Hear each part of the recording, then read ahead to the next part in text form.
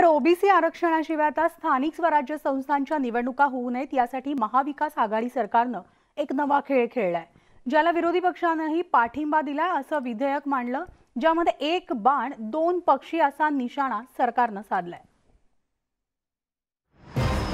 प्रभाग रचना विधेयक मंजूर।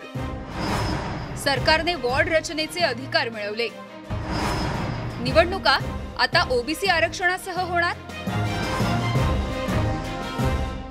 मध्य प्रदेश सरकारच्या धर्तीवर ओबीसी आरक्षणाचा तिढा सोडवण्यासाठी महाविकास आघाडी सरकारने सुवर्ण मध्य काढलाय। प्रभाग रचना विधेयक सभागृहाच्या दोन्ही सभागृहांमध्ये मंजूर करण्यात आलंय। या विधेयकानुसार प्रभाग रचना, वॉर्ड रचना, निवडणुकीची तारीख, मतदार याद्या, आयोगाच्या सहमतीनं निवडणुकीचा कार्यक्रम या निवडणुकीशी संदर्भातील बाबी राज्य सरकारच्या अखत्यारीत येणार आहेत, ज्याचा वापर राज्य सरकार ओबीसी आरक्षणासाठी करणार असल्याचं अन्न आणि नागरी पुरवठा मंत्री छगन भुजबळ यांनी सांगितलं।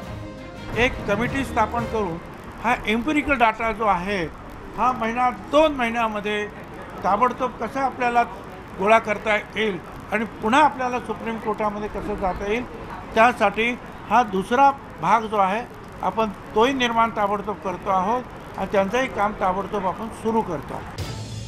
या विधेयकावर राज्यपालांची सही होताच त्याचं कायद्यात रूपांतर होईल आणि या कायद्याचा वापर करत सरकार निवडणुकीचा कार्यक्रम लावण्यासाठी विलंब करणार असून या दरम्यान एम्पिरिकल डेटा गोळा केला जाईल आणि तोपर्यंत निवडणुकीचा कार्यक्रम होऊ देणार नाही।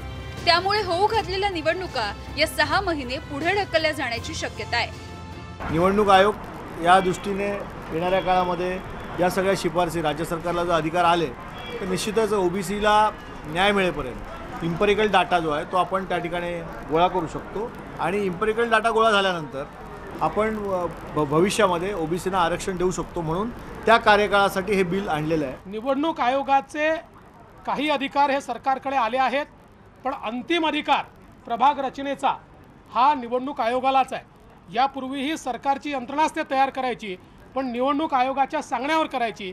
आता सरकार स्वतः तयार करेल आणि निवडणूक आयोगाला सादर करेल, अशा प्रकारचा एक महत्त्वपूर्ण बदल आहे। हा बदल आम्ही याकरता मान्य केलेला आहे की आम्हालाही असं वाटतं की निवडणुका या ओबीसी आरक्षणासहितच झाल्या पाहिजे।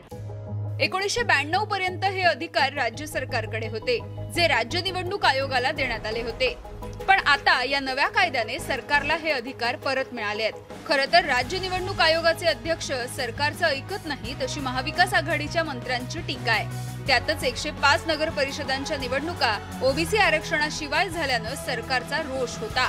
त्यामुळे या नव्या कायद्याने सरकारने नुसता ओबीसी आरक्षण मिळवण्याचा मार्ग मोकळा केला असं नाही, तर निवडणूक आयोगाच्या स्वायत्ततेवर अंकुश आणण्याचा सुद्धा प्रयत्न केलाय।